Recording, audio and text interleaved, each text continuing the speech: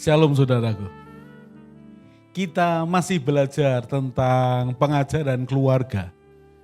Kita sudah belajar beberapa hal dan kali ini kita akan belajar tentang 4 paket pernikahan. Pak, pernikahan mana ada paketnya? Apakah itu sama dengan paket ketika parsel, apakah tahun baru, Natal, atau kegiatan yang lain? Gambarannya sama, kira-kira seperti itu. Artinya, calon suami dan calon istri ini membawa paket masing-masing. Paket dalam tanda petik, yang berhubungan dengan keluarganya, yang berhubungan dengan masa lalunya, yang berhubungan dengan bawaan kelahirannya, yang berhubungan dengan sifat-sifat aslinya. Jadi kalau seseorang itu mau menikah, mesti sadar bahwa dia ini tidak hanya menikah dengan suaminya atau istrinya, tapi juga menikah dengan keberadaan total hidupnya. Sebelum kita memasuki lebih jauh lagi, kita akan lihat 1-2 ayat. 2 Timotius pasal yang pertama ayat yang kelima. Paulus menulis surat kepada Timotius dan ada kalimat yang menarik yang bisa kita perhatikan. Sebab aku teringat akan imanmu yang tulus ikhlas, yaitu iman yang pertama-tama hidup di dalam nenekmu Lois dan di dalam ibumu Eunike, dan yang aku yakin hidup juga di dalam dirimu. Jadi Paulus mengenal Timotius ini merupakan bagian dari didikan ibunya dan neneknya.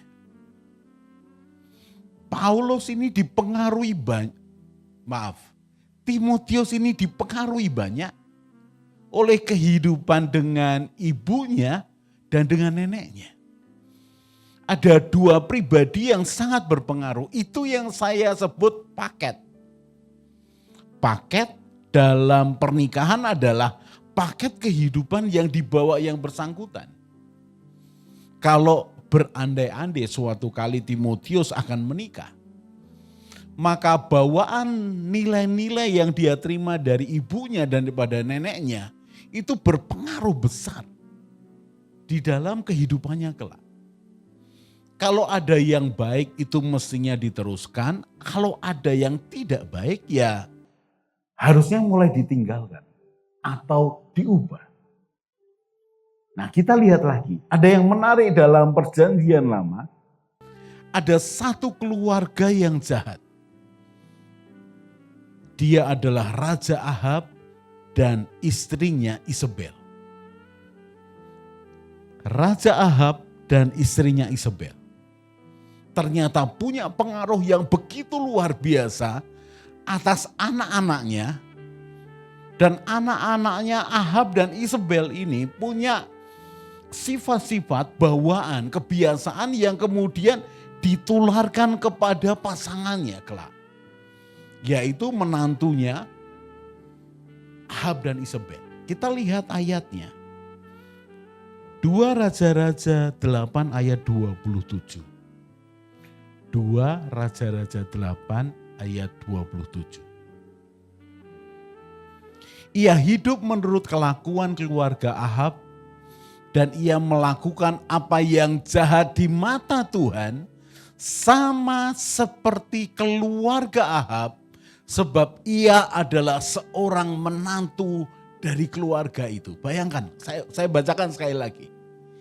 Ia hidup menurut kelakuan keluarga Ahab. Dan ia melakukan apa yang jahat di mata Tuhan sama seperti keluarga Ahab, sebab ia adalah seorang menantu dari keluarga itu. Keluarga Ahab dan Isabel ini memberikan pengaruh nilai prinsip hidup kepada anak-anaknya. Dan ketika anak-anaknya ini menikah, kita bisa melihat bagaimana menantunya juga terpengaruh oleh keluarga Ahab dan Isabel. Itu yang saya sebut pernikahan. Satu paket. Jadi satu paket pernikahan ini perlu diketahui. Jangan asal ketemu kemudian kelihatannya oke, duitnya banyak, tampilannya oke, lalu kita mengatakan oke, ayo kita menikah. Jangan tergesa-gesa. Lihatlah paketannya. Dan ada 4 paket pernikahan. Saya tulis dulu ya 4 paket pernikahan. 4 paket pernikahan.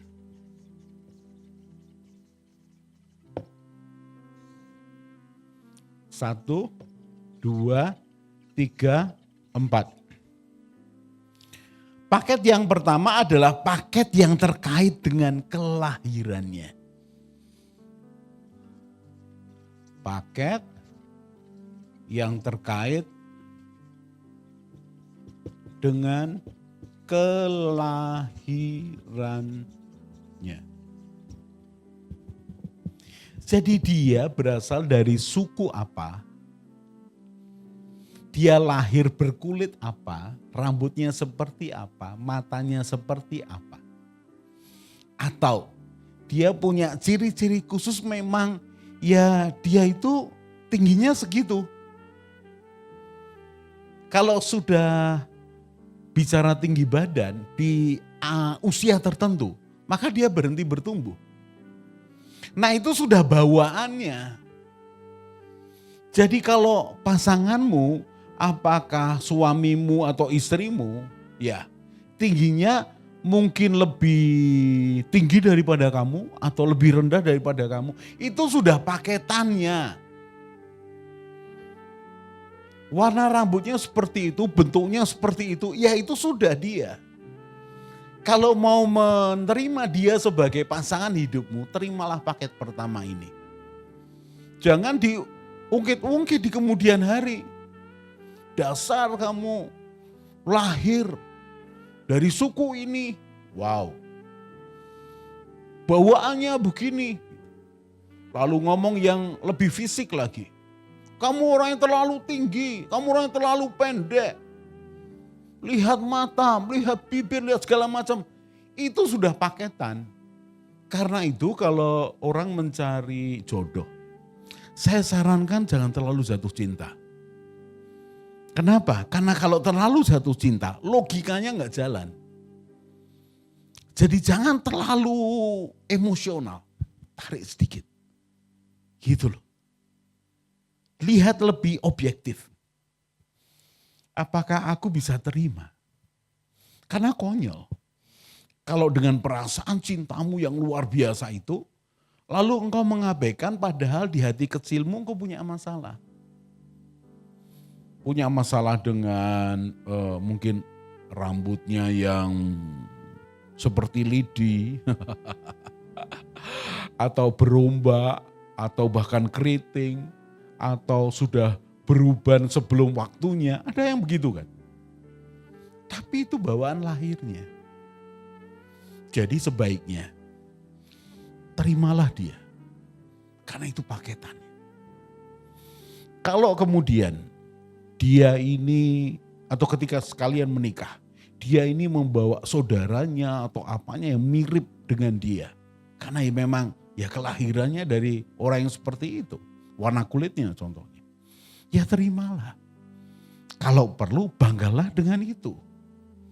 Saya bertemu dengan beberapa orang, dia lebih gelap kulitnya dibandingkan sekitarnya.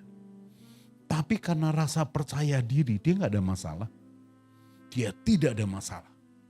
Dia bilang, aku ini hitam manis. Aku ini hitam manis. Aku ini bisa lebih menarik daripada yang lain. Tuh saudara, keyakinan itu perlu. Keyakinan diri termasuk keyakinan kepada pacarnya. Sekarang mari kita lihat paket yang kedua. paket yang terkait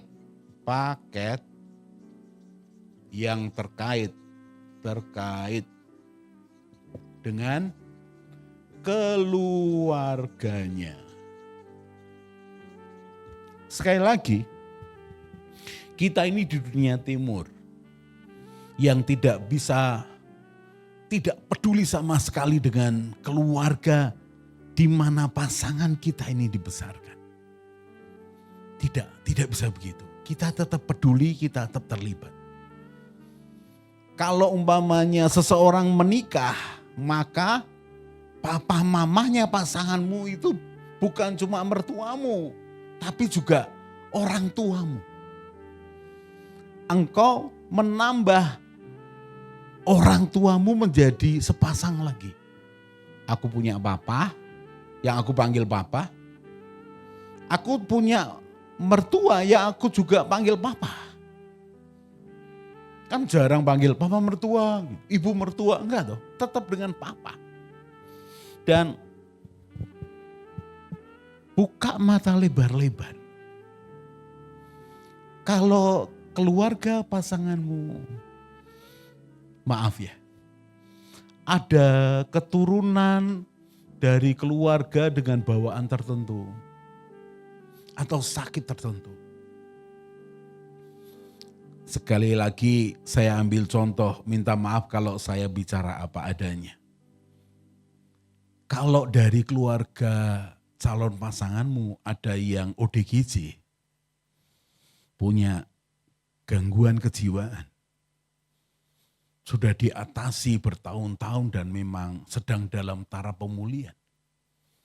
Tapi kalau itu keluarga pasanganmu, engkau harus menerimanya. Bahkan bagian yang lain karena pernah terjadi dalam konseling salah satu pasangan jemaat. Keluarganya ada yang Down syndrome. Dan dia menimbang betul-betul apakah aku jadi menikah dengan dia. Kenapa? Karena itu paketannya. Bukan cuma paketannya nanti aku akan punya adik atau kakak yang seperti itu. Apakah bawaan tertentu, sakit tertentu. Atau jangan-jangan itu akan terjadi dalam hidup kami berdua. Jadi seperti turun begitu. Ada kemungkinan walaupun kecil. Kalau keluarganya pernah lakukan suatu kejahatan, apakah papahnya, mamahnya, atau saudaranya atau saudarinya pernah terlibat hal yang kriminal, pernah dipenjara, pernah dihukum. Tapi kalau itu masa lalunya, ya itu terjadi, ya itu sudah bagian paketan dari calon pasangan hidupmu. Apakah engkau mau menerimanya? Apakah engkau mau menerimanya? Pikirkan baik-baik. Karena kalau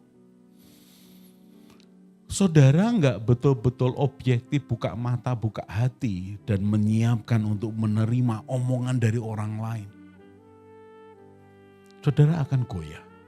Contoh nih, saya ambil contoh kakaknya atau saudaranya pasanganmu ini pernah berurusan dengan polisi karena narkoba, pemakai narkoba.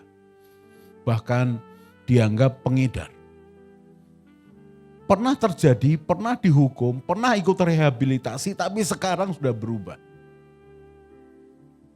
Kemudian ketika kalian sudah menikah, ada orang yang iseng yang baru tahu bahwa saudara ini pernah urusan dengan polisi, pernah dengan narkoba. Lalu engkau mendengarnya. Kalau hatimu tidak siap, kalau engkau tidak punya jawaban, engkau bisa goyah. Contoh ketika engkau dengar, kamu tahu enggak? Adiknya itu pernah loh dipenjara gara-gara narkoba. Jangan-jangan istrimu atau suamimu terlibat. Wah, itu bisa goyang. Pentingnya buka mata, buka hati dan lihat secara objektif. Keluarganya. Lebih lagi kalau suatu kali papahnya pernah terlibat kriminal, dihukum, enggak tahu apakah itu korupsi atau hal yang kasar lah, mencuri begitu. Itu seumur-umur loh bisa turun, diomongkan. Bahkan saya ngomong sesuatu yang ya pernah terjadi dalam salah satu calon pengantin. Orang tuanya salah satu pasangan ini ya, mamahnya bunuh diri.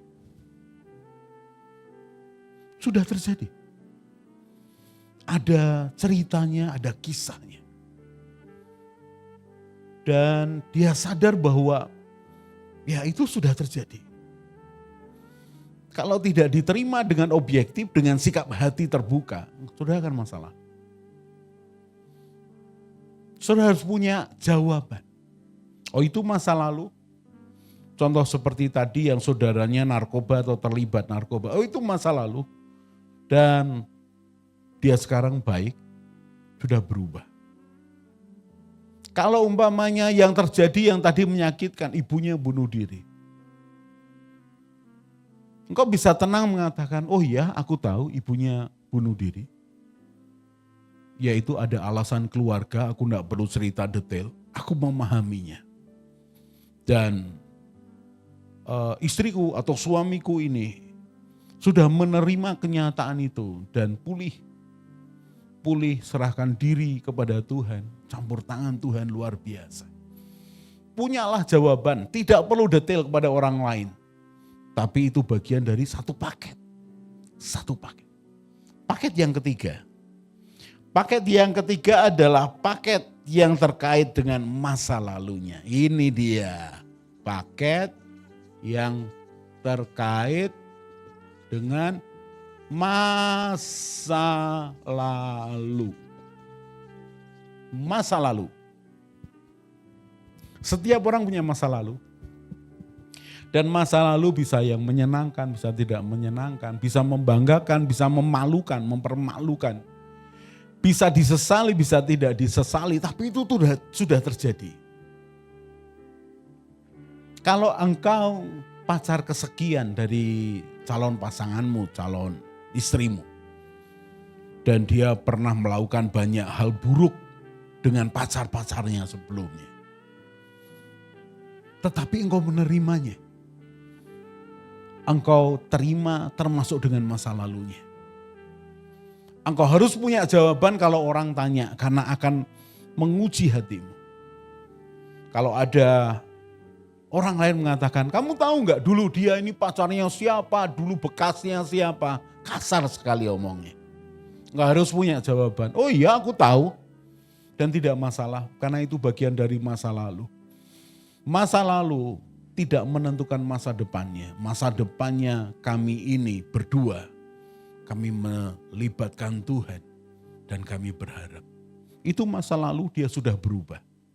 Katakan itu. Cuma begini, saudara. Memang perlu keterbukaan antara calon suami dan calon istri. Memang menyakitkan. Hal-hal yang salah, hal-hal yang bodoh yang dilakukan. Tapi itu perlu dibuka di depan buat saya. Mengapa? Daripada setelah jadi suami istri, pasangannya merasa terjebak, lebih baik dibuka di depan. Kamu mau terima aku enggak? Aku ini pernah buat sesuatu yang memalukan keluargaku. Kamu mau terima enggak? Itu yang saya sebut paket dalam pernikahan. Engkau tidak bisa pisahkan yang tadi awalnya kelahirannya, kedua keluarganya, kedua dengan masa lalunya, itu sudah satu. Bahkan di dalam firman tadi kita belajar. Loh, menantunya keluarganya Ahab itu loh, sama jahatnya dengan keluarga itu. Itu sampai dicatat di Alkitab. Ada bertobatan di sana, saya nggak tahu. Yang jelas Alkitab mencatat, sama jahatnya. Tapi kalau kita menarik pada kehidupan kita masing-masing, kalau kalian mau menikah, terbukalah lebih baik. Wah Pak, saya punya masa lalu yang sangat buruk yang tidak mungkin saya ceritakan ke pasangan saya. Apakah saya harus menceritakannya? Idealnya kalau sudah tanya saya, ya harus. Sekalian menguji pacarmu atau calon pasanganmu hidupmu itu sungguh-sungguh atau tidak. Berikutnya engkau tidak dibayang-bayangi lagi dengan masa lalu yang hitam yang kelam. Karena engkau punya seseorang yang sudah menjadi istrimu atau suamimu dan hadapi bersama-sama. Menarik. Pernikahan, 4 paket pernikahan ini.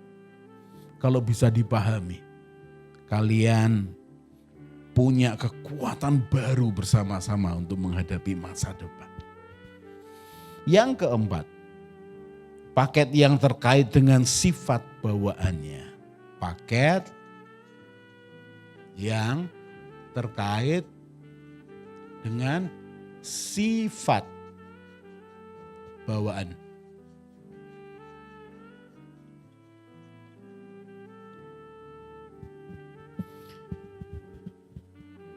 Seseorang yang belum mengalami lahir baru, seringkali dia membawa kebiasaan dagingnya, kebiasaan lamanya. Karena itu kalau dalam konseling pranikah selalu saya tanya apakah kamu ini lahir baru atau tidak. Buat saya lebih mudah bicara kepada orang yang lahir baru, ngalami Tuhan, kenal dengan Tuhan Roh Kudus, bahkan penuh dengan firman, penuh dengan Tuhan Roh Kudus. Bahasa kami ini sama.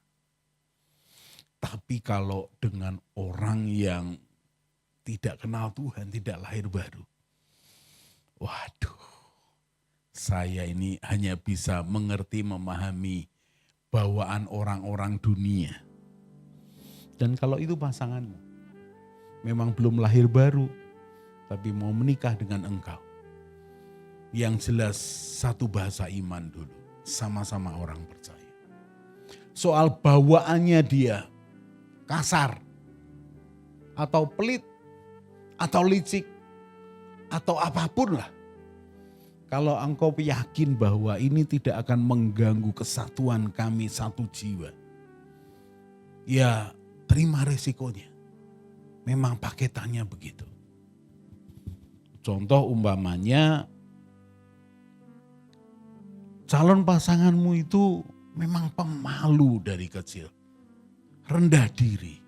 Sekali lagi orang yang seperti itu kalau lahir baru, dia akan bisa menerima dirinya, mengasihi dirinya, mengasihi orang lain, menjadi mulai terbangun percaya dirinya.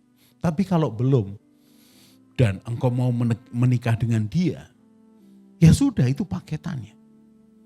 Terima, dukung, doakan, jalan sama-sama. Tidak ada cara lain.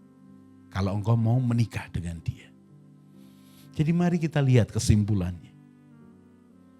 4 isi paket pernikahan.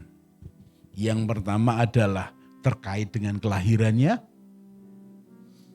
Yang kedua terkait dengan keluarganya. Yang ketiga terkait dengan masa lalunya.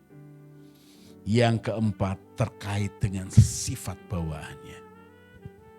Lalu bagaimana Pak? Kalau kami ini punya beberapa hal yang perlu dibahas lebih lagi. Yang pertama, engkau sadar bahwa pasanganmu bukan orang sempurna dan kamu bukan orang sempurna. Tidak ada manusia yang sempurna. Tidak ada suami yang sempurna, tidak ada istri yang sempurna. Yang ada adalah suami istri yang harmoni. Saling melengkapi, saling menolong, saling menyempurnakan. Memang seperti itu. Lalu bagaimana Pak untuk melihat lebih dalam lagi? Nanti saya akan sharing dengan saudara di pengajaran berikutnya adalah menemukan potensi konflik dan cara mengatasinya. Ada 12 potensi konflik, saya akan bahas empat potensi konflik. Dan saya berharap ini menjadi pertimbangan saudara. Untuk bicara dengan calonmu, mulai menerima keluarganya, bicarakan yang terbaik untuk masa depanmu. Saya hanya bisa mengatakan, bicaralah secara dewasa yang terbaik untuk masa depan kalian berdua yang terbaik. Sekali lagi, libatkan Tuhan dalam persiapan pernikahanmu, dalam pernikahanmu kelak.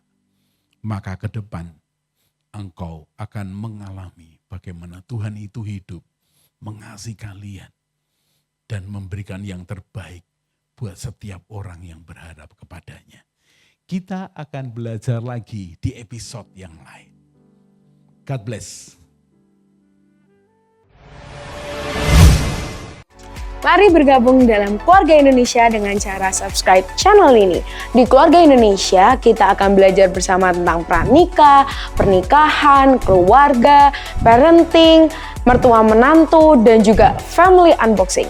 Jadi jangan lupa share kepada teman dan keluarga dan juga subscribe.